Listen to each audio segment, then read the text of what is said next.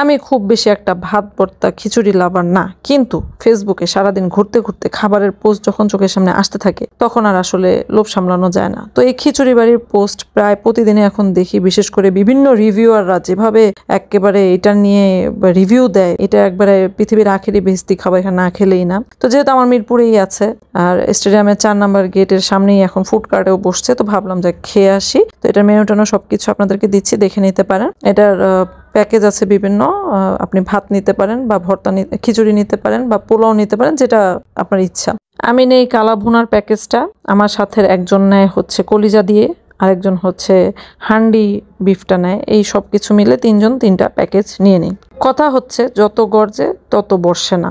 এত রিভিউ বাবারে বাবা। এখন হিসাব মিলাইতে হবে যে যত বেশি রিভিউয়াররা যে খাবারের দোকান নিয়ে হামতাম করবে, সেই দোকান তত বেশি অ্যাভয়েড করতে হবে। খাবারের মান একেবারেই নর্মাল ছিল, এমন কিছুই না যেরকম ভিডিও করে, কিন্তু হ্যাঁ মাত্র 60 টাকা থেকে কিন্তু প্যাকেজ শুরু। দাম হিসাবে এটা ঠিক আছে, আপনার এখানে যে খেতেই হবে, এই খাবার না খেলে আপনি বাঁচবেন না এমন কোনো আহামরি কিছুই ছিল না।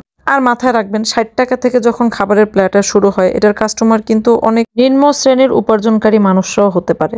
ওভার হাইপড করার পরে তারা আর খেতে পারে না ঠিক মতো। যাই হোক, এখানে আরো অনেক দোকান আছে, আপনারা চাইলে অন্য দোকান থেকেও খেতে পারবেন। আমার কাছে আহামরি কিছু লাগে নাই, এই দামে ঠিক আছে চলে। অন্তত খিচুড়ির মানটা আর একটু ভালো করা উচিত।